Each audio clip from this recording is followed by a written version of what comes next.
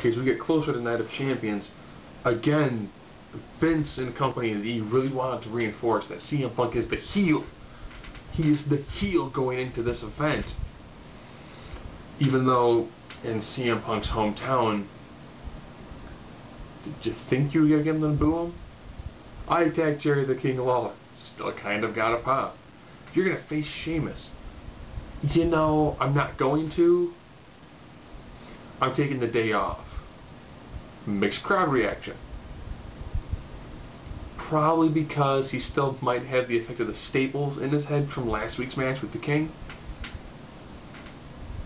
So a lot of time was spent towards that, as well as the AJ and Vicky Guerrero little bit that they did last week is still kind of moving through the motions. Not bad, but it took like 10-15 minutes of them just standing in the ring, apologizing, and then Vicky slapping AJ not being able to physically touch her again, which would have been a great time to be like, you know, I can't touch you, but I have somebody who can. Then you bring in like Sarah Del Rey, or you know, you could have easily brought in a diva wrestler, or Beth Phoenix or Natalya. She could have very simply had brought in somebody to be like her enforcer to help put Vicky in line. It would have made a lot more sense just to have her kind of flip out. So they scheduled 2 matches. Sheamus versus CM Punk, which would have probably been a pretty solid match, but Punk said, it's Labor Day, take a personal day, I'm heading out. And then the main event match, so it falls kind of anywhere between John Cena and Alberto Del Rio. These two guys do not have chemistry. They didn't have chemistry the first time, second time, third time, fourth time, like their 15th match, they do not have chemistry. It is oil and water without an emulsifier. It is just not going to work. That's why they always had a third party involved. Of course, being false count anywhere, CM Punk returned, attacked John Cena. But who was the driver of CM Punk's car? We'll get to that towards the end. For matches, you had Sheamus versus Swagger.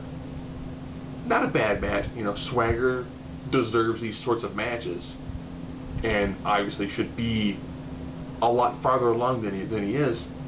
He decided to take some personal time. Because he's like, I'm better than this. I need to figure out what's wrong with me. And it's good. Swagger does need to be repackaged. Severely, he needs to be repackaged. Sin Cara and Rey Mysterio took on the team of Tensei and Cody Rhodes. Decent match. You know, the team of Sin Cara and Rey getting the victory. Well, not bad. Heath Slater took on Zack Ryder. Again, not really a bad match, with Ryder getting the victory. Ziggler took on Orton in a very good match. Of course, Orton's taking time off in the near future to help film a movie, but it's a really, really solid match. With Ziggler getting the victory, now they tried to do like a reverse roll-ups, and the problem was where Orton was initially laid out at was he was underneath the bottom rope. You can see Orton kind of tells Ziggler a little bit, and then you can see Ziggler roll up a little bit tighter, so he's not under the ropes. Really smart move. Actually played up the ring location, and then it actually botched the spot. It actually looked really natural. Good job on that. Antonio Cesaro took on Santino Marella with the U.S. title on the line. Yes, a Swiss and a Russian fighting over the U.S. title, with Antonio Cesaro retaining. Okay. You know, from a match standpoint, pretty good. You know, the 2-time fillers of the AJ and Vicky thing, and then they came to the conclusion of the anger management set, which again, beautifully written sections. Did a great job with it. Raw Active sounds like a venereal disease. They get to choose one-on-one match, tag match, or hug it out. We chose hug it out. So they literally spent like the whole time for a match trying to hug each other. I was totally hoping for a tag match. Totally. I think those two guys can make a fantastic run of the tag team titles. Period. No doubt in my mind those guys make a really solid match when it comes to tag team titles. Oh, and Eve took on Oksana. No, not Oksana, Caitlyn, sorry. In a match that was okay. For the life of me, I have no idea what Caitlyn was going for. There's kind of like a pseudo botch towards the end of the match. And I guess Eve is either she's doing like over the top annoying face, you know, like, I'm looking forward to a great match with you. Don't call me a whore anymore. Don't be a bully, be a star. But their match was, it should have been a lot better, but you can tell they just were not clicking at all. What made the match work even better is with Jerry the King Lawler being attacked again by CM Punk.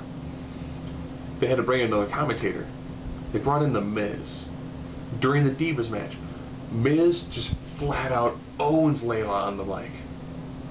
You know, because Layla's out there doing commentary. Just destroys her. It's great. During the Cena match, Cena throws a drop kick. And he's like, have you ever seen John throw a drop kick? He doesn't throw too many of those. And then it's like shoulder block, shoulder block. He does that move a lot. So he kind of handed the 5 moves of doom. We did a beautiful job of it. He has a, if he's still around in like 5-10 years and he retires in ring competition, I think he'd be a great commentator. You know, so you kind of had some down points where there was the hug it out spot, which was great in the Chicago town, chanting hug it out. No CM Punk wrestling, and then Vicky and AJ. The wrestling portions were pretty good. I'm looking forward to seeing what they do with Swagger, how they're going to repackage him. Oh, and Ryback took on Jinder Mahal. Again, decent. You know, Ryback didn't kill anybody this time. Oh, and now to finally reveal who was driving the car with CM Punk. A while back, CM Punk said he's a Heyman guy. So of course, then the person who's driving the car for CM Punk, Paul Heyman. I think business is about to pick up.